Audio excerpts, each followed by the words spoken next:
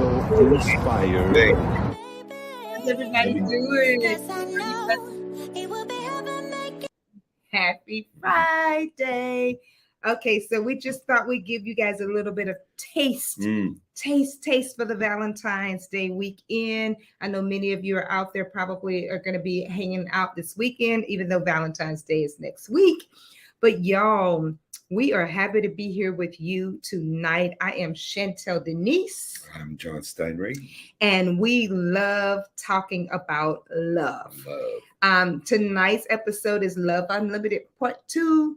If you were with us last week, you know we talked about Love Unlimited and what it is like to give love rather than receive it. So I want to talk about, what was the highlight for you last week?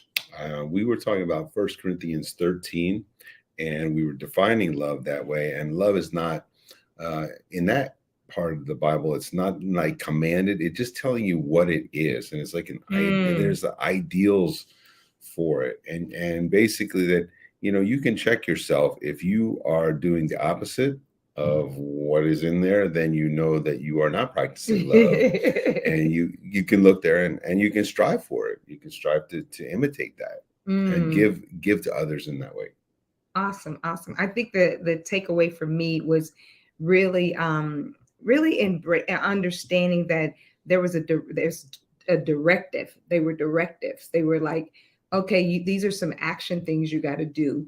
It's not just this feeling, because sometimes we like, well, I don't feel like I'm in love, or I don't feel like a lot of love is based on people's feelings rather than the action part of it. Yeah. And so thank you for that.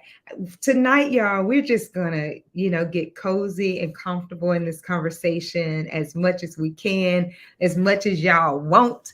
But we really appreciate y'all watching. It means a lot for us to be able to have these kind of conversations. But we were talking earlier today, and there was something that you learned that I wanted to actually see if you could share a little bit about that, because I think that has, talking about love being unlimited. I'd like to really, have you share a little bit about what we talked about. Okay, so you asked me earlier what my definition of romance was, and I kind of was stumbling over it, trying to think of it. And then you said, look it up. That's a good idea, because then I can get a concrete idea. But so I started looking it up, and under the definition of romance, you have this word ardor. Like, okay, now that's a fancy college word but it means something. It means passion, like really sort of fiery passion. So that is one of the definitions of romance. It said fiery passion. So if I were to define love, sort of like what it means to me, it really means finding enjoyment with somebody in a really special way that's got some, passion in it. So that's what it was about what I learned. I like that.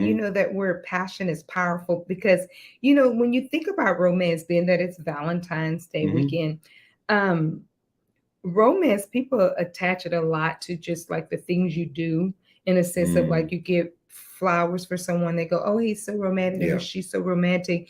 Or you plan a special date with flower petals, rose petals, and you just fix it up. And like tonight we got our candle. This can be considered as romance if someone sets up the house with candles. But I think those are all good. But I love the fact that the word passion is put in there, because I would say that the romance of doing the actual things and the planning, the events and all the flowers and all that, they would lose its value if there's no passion behind it, I feel like, because those flowers are going to die, right? They're going to die.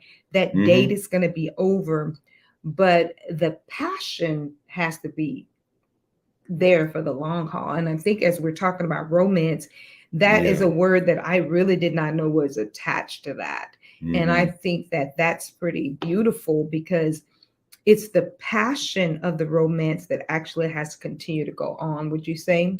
Well, yeah, if the passion is sort of the thing that's driving you on the inside, it's like, the night will be over, or the flowers will dry up, or whatever life is going to happen, right? But the passion underneath it keeps the fire kindling, Flame. so that Mm. that you can come back and rekindle it, right?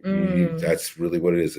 Even if it's a slow burn, you want to have a passion there that's enough that you could rekindle it, when it's needed. And just doing the actions unto themselves, without the passion or the romance behind it, will be leaving the person that you're trying to be romantic with empty, ultimately, because they'll be able to sense it. Yeah. That you're doing it more for some other reason than really out of this interest in them, or the passion or caring, or any of the things that go with the romantic idea. Y'all hear that? I just learned that. Like, I had no idea. But that would explain a lot of my lack of romance sometimes. I want to just talk a little bit about our relationship, because I think that we've had our romantic moments, and we've had the moments that are not romantic. And I love this new word that I believe that we're going to cultivate in our own relationship. But when you think about, like, in our relationship, what are some ways that you feel you have been passionate in the relationship? Like, can you give people an example of what that would look like? Well, that would be really embracing the idea of regularly dating. Okay. I got into a pattern after we were married of like, oh, well, we're together, right? And I wasn't really making the extra effort to go out. And you suggested that. It's like, no, we have to prioritize this, and we have to go out every week. And that I have come to embrace, like, this really actually is important, because we have to stop, slow down, disconnect from other people, right? And we have to go out and be in each other's company, intentionally. And it's sort of, even if it's not such a great week, we know we've learned how to punctuate the week with a highlight. Yeah. And at minimum, this is a focused time to say, hey, have I been paying attention to you? Have I noticed things that I can tell you about during the week? Those kind of things. Thank you. I like that. We're giving you guys tonight, if you don't have some people come to the table, y'all come, and y'all been doing this thing for a long time. And you have a lot of different things that you do to create passion.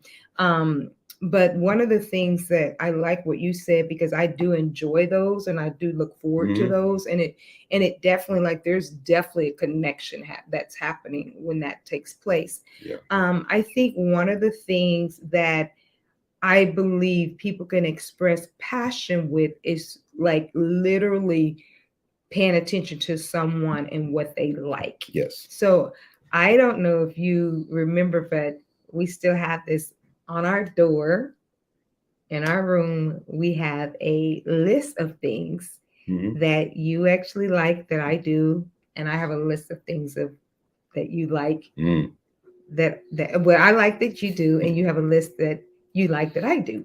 And so I know that passion, when I am paying attention to you, that there is a energy that's inside of me that really wants to cater to that. So, if I know that you like, because one of the things I'm going to tell you what's on there, because I know one is on there that you like, and that's greeting you at the door. So for me, I have to have passion inside of me to really, really give and do that. If I don't have passion inside of me to do that, it will not get done. You'll just walk in. Right. But if there's a passion inside of me, because passion actually pushes you to go and try to encourage someone else. It actually pushes you to actually go, this person likes this. I know they like this, and I'm going to get involved with what they like. And I love when that happens for me, because that's when I know, like, just really understanding, like, that is actually a part of being romantic, that, we wouldn't naturally put it in that category. But when you talk about what the word means, in itself to be able to do this means that if I do what you actually like, which is greeting you at that door, I have actually given to you romantically in some way. Would Because you agree? because that kind of thing is meaningful Mm, to me. and that's what we talked Yeah, about. everybody has different things that are meaningful to them, Yeah. and I would say in your case, it's the idea of being present, right? And really, Mm-hmm. that's meaningful to you when I have undivided attention, when I'm really focused, and I am giving of myself. That is, I've put myself in the conversation to really listen and really experience as best as I can what you're talking about, and um, that that that would be an element of romance without it being all flowery per se. But it could. Mm, It's just really demonstrating a high level of interest, and it just made me think of like our early days of when we met and we're dating. The passion sort of was really easy to draw on, yeah. right? And my interest level was like very easy to draw on. And as life goes on, a million things happen.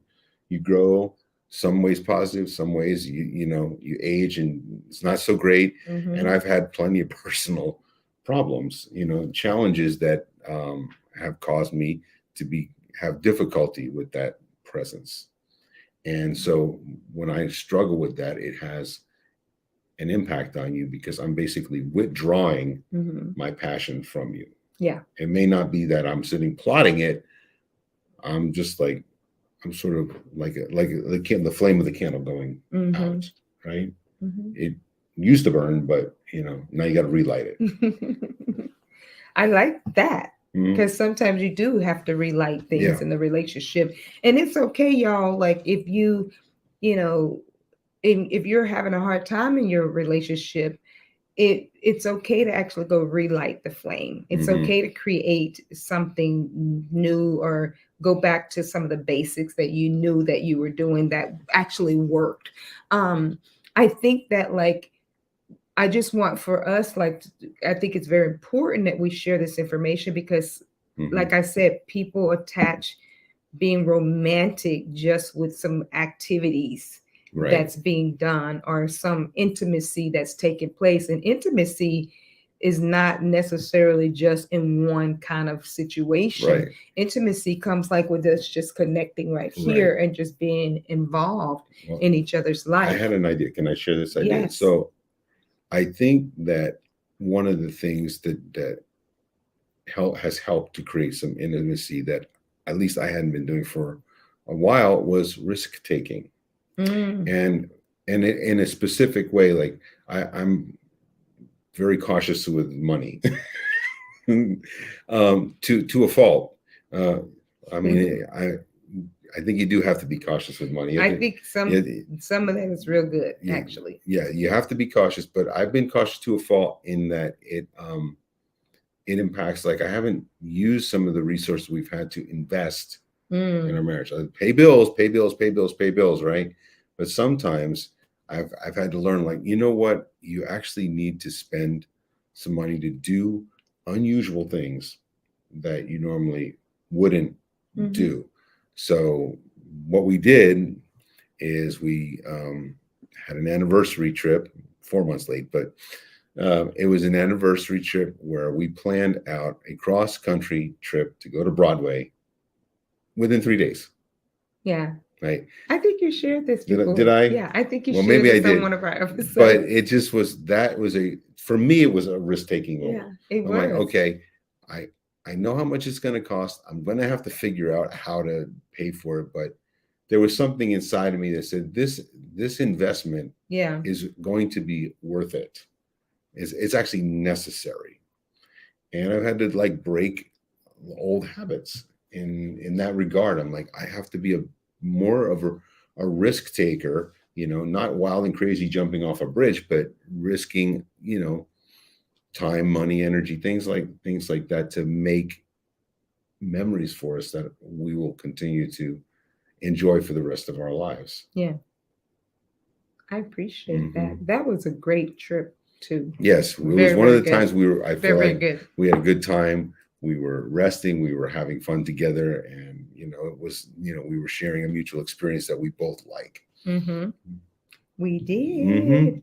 So with that said, you're talking about you had to invest in something, and that actually created a romantic moment because Yeah. you were definitely passionate about following through on that, and I appreciated it. I experienced it. Hmm. What are some ways actually that you can talk about, or we can talk about how what kills romance, like so Selfishness. that people can Yeah. selfishness, Selfishness, hypersensitivity, hypersensitivity, um, complacency, you complacency. know, taking Yeah, someone for granted, that's a uh, big one. That's a big one. taking some, yeah, Yeah, um, and work, and that happens, I think, a lot in marriages that have yes, been people have been together for a long time. yes, It's almost like, something that I want to share is that's very, very helpful for you guys. And I hope that it actually mm, helps because it helped me. But like really just kind of existing in the relationship, like when I say existing, these are things that actually kill romance. Existing in the relationship where you're not necessarily involved. So the person that you're dating or either married to is you guys are both on your phones right, sitting next to each other. I see this a lot, y'all. I see this a hmm, lot in restaurants. yes, And I've even done it too. I'm gonna just go ahead and turn myself in. I've done it before, but then came to a conviction that like I do not need to be on my phone with this man across from the table from me. That does not make any sense. mm, When I can be enjoying this man, my husband, this guy, this one, the guy that's given me, I can be enjoying him, mm, but I'm like this. So I right, see a lot of times people are on their phones.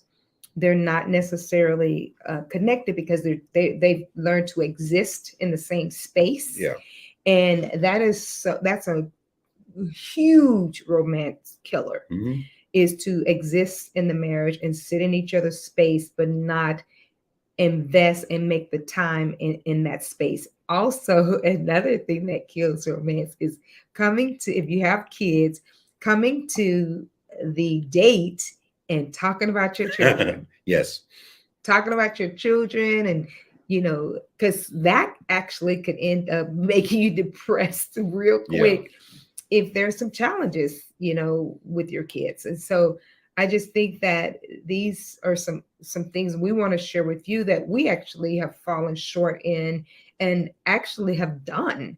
And so therefore it really killed the romance, and it made us kind of exist and be in each other's space, but not necessarily be present in the space, if that yeah. makes sense. I was going to say being work oriented in those moments.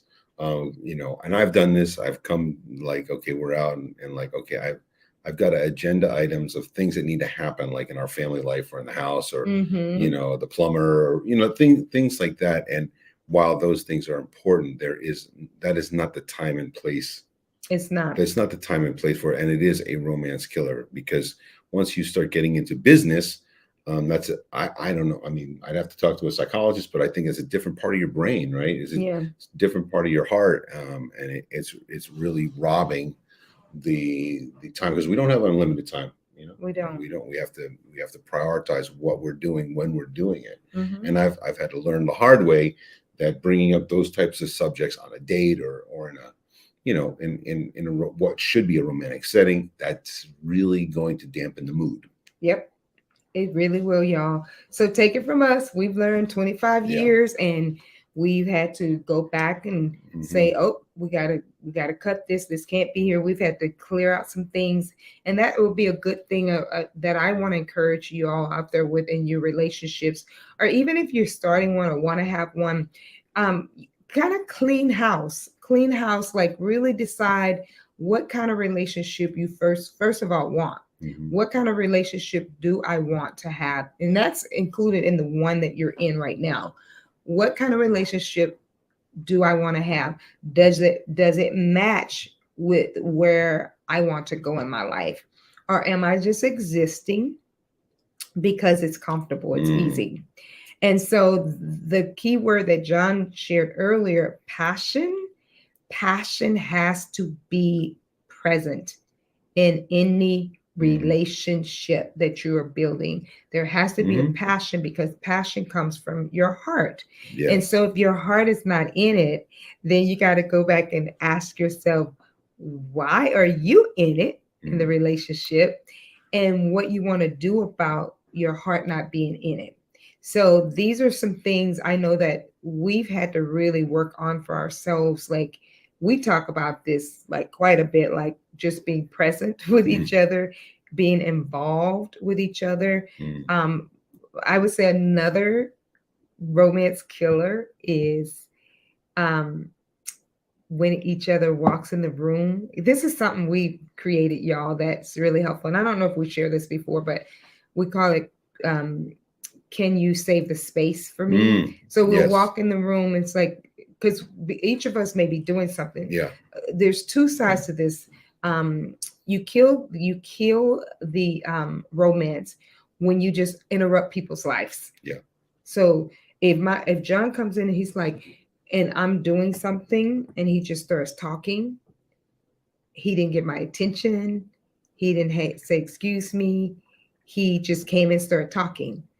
It's a romance killer, because though he came in with probably some passion in what he wanted to say, it wasn't treating me with respect to what I was already doing. It was literally invading my space, as if I'm supposed to do that. And I think this is where we take advantage each other for granted, y'all, is when we think that way, like we can just walk up into people's space and just interrupt their space, and they're supposed to stop and pay attention to whatever you're doing. You don't know what they were doing. You don't know what just happened. So to expect that out of them is actually not cool. It is a romance killer.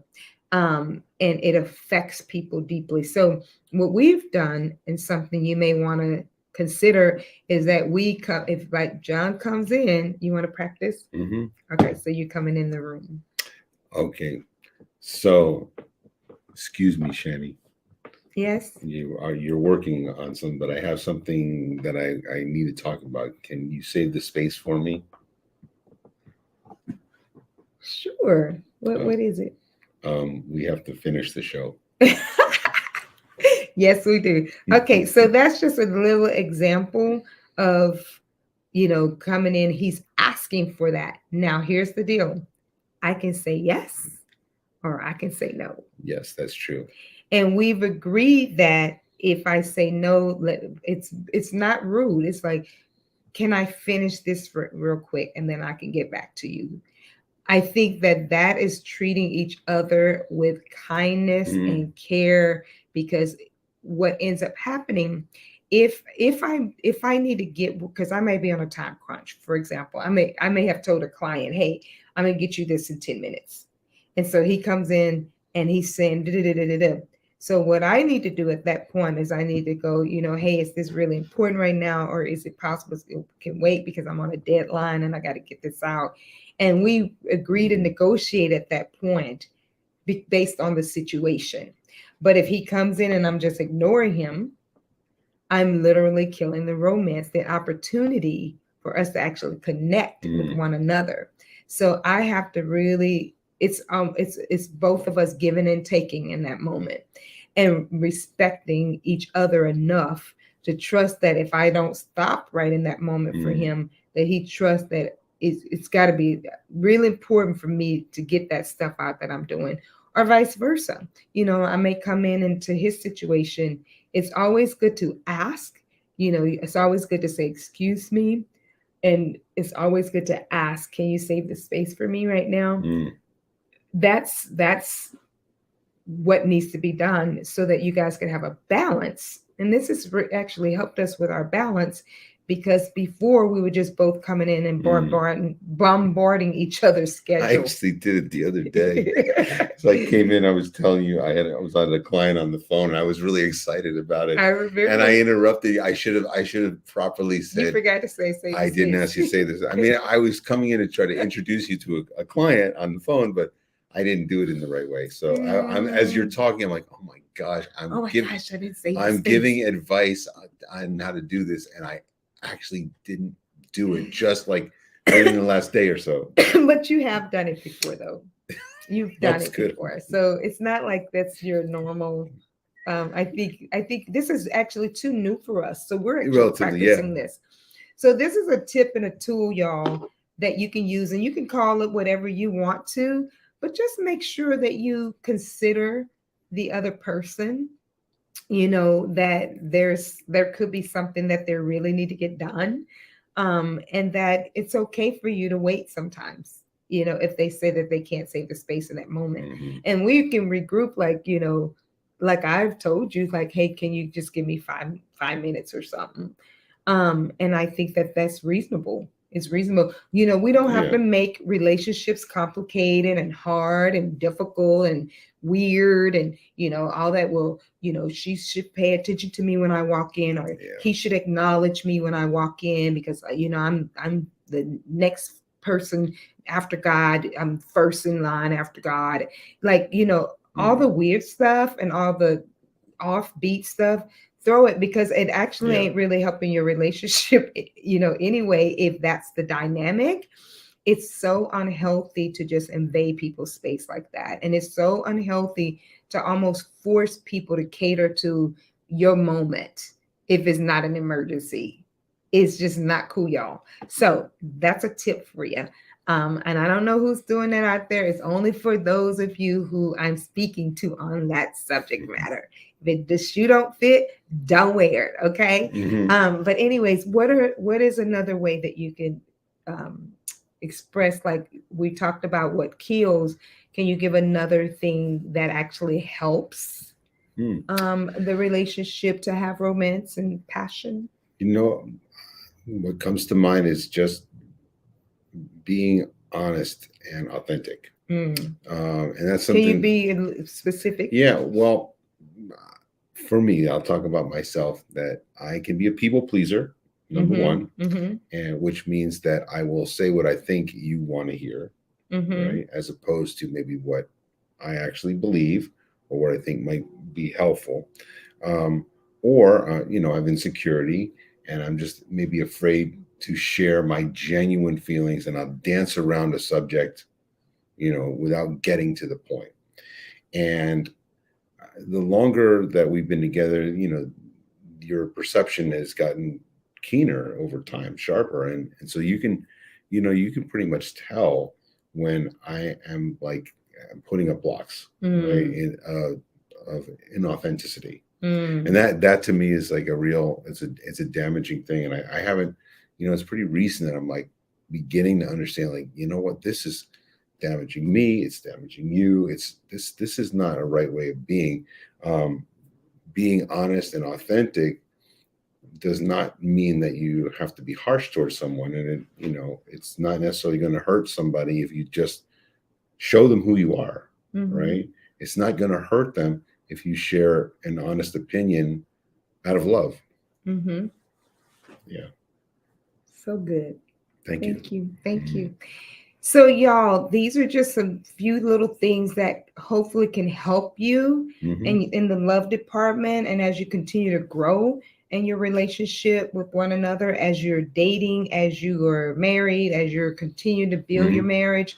Like, you know, think about, like, you know, the passion in the marriage. Think about, you let that word marinate for you, because it's very important and it comes from inside. So think about that when you're building your relationship. Think about that when you're talking to your spouse. Like, okay, where's the passion for me in what I'm saying here? Where's the passion for this other person when I'm talking to them? Where's the passion? Because the passion is actually building the romance department. So I want to Yeah. play a quick little game here because we're not going to be on long tonight because we know y'all got to get off to your Valentine's dates and stuff like that. But we definitely wanted to leave you with a game. We usually play a game where we pat pat clap clap snap Mhm. snap. You remember that? Mhm. We play this game and we go through the alphabet, right? The letters of the alphabet. And we'll take a word or a subject, like we may say animal, or we name all these animals. So I actually would like to do a little bit Okay. with love. Love. You Okay. want to try that? Mm-hmm. So they're not going to be here. So it's pat, pat, clap, clap, snap, snap. Okay. Pat, pat, which means you're going to hit a table or something, or your legs. Pat, pat, clap, clap, snap, snap.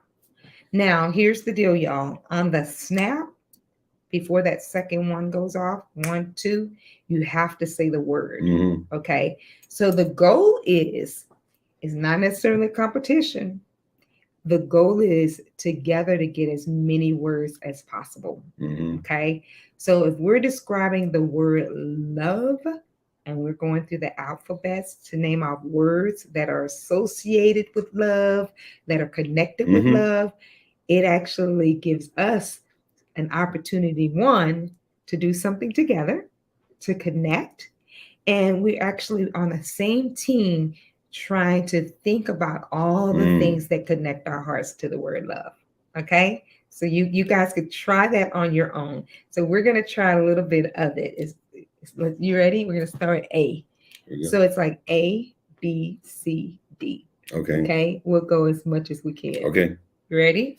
1, 2, 3. And you guys could do this with us right now. You ready? Here we go. 1, 2, 3, and pat, pat, clap, clap, snap, snap. We'll just get in the rhythm.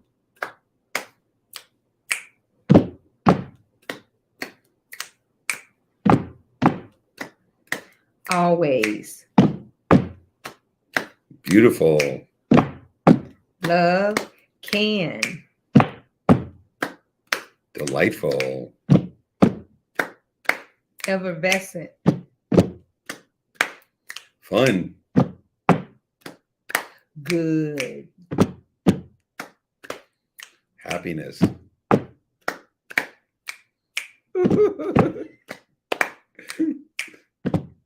I got it. Inspiring. Joy.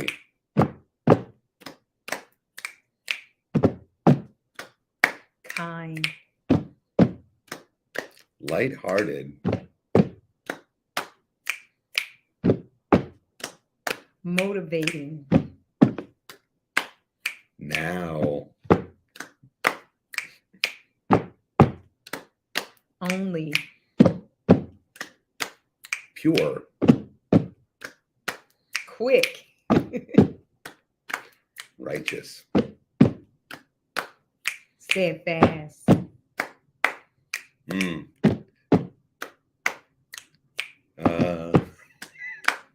Treat. Unwavering. Victorious. Willing.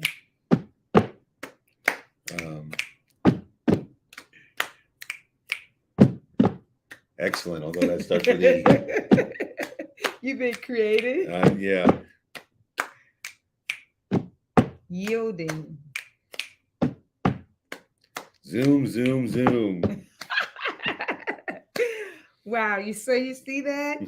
We got creative with some words. We got connected with some words, and it actually is fun. And you know what? It actually brings some joy into your heart when you're playing something together, because you're trying to work together and get these words to keep this rhythm going. And love, y'all, it has a rhythm. And what we just did is we gave you a rhythm game, because love has a rhythm. So we want to encourage you to make sure that you live with passion in your relationships so that you can have the kind of rhythm that you want to have. Any last words before we go off? Yeah, we got to get tired. Dates. Live with passion, absolutely, and yeah, rekindle it. I guess that's Mm, what I think, because that's one thing I've had to do over time is like, sometimes the flame is hot, sometimes it's low, but if you do love somebody and you do value your romance with them, you will rekindle it when the fire's low. You'll try to make it mm, hotter. mm. That's it, y'all. Rekindle, bring that flame. See the flame? Mhm. Bring that flame in, y'all. Thank you. It's been good. I am Chantel, I'm John. and we appreciate you all watching tonight. And as always, make it a good day Because you can. Peace, y'all. Peace.